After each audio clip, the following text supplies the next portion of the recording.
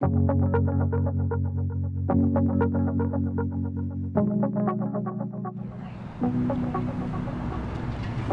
are called keyhole gardens.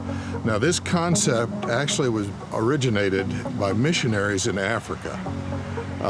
They needed something that would provide better soil where they were. They were in an area that was extremely dry and hot and bad soil.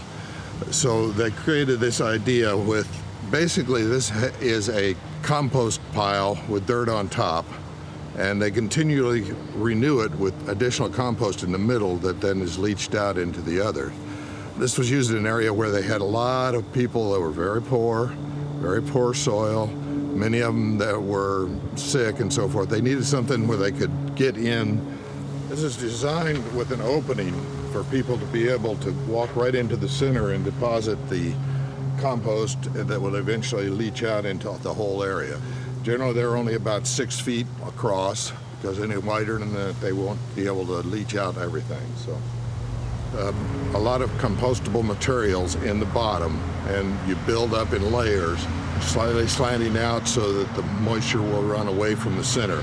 And typically, you only water in the center, except when you're first starting plants. It provides very nutrient-rich environment. As you can see, these are doing very well. And actually you can plant a lot closer together in here than you can in a typical flower bed.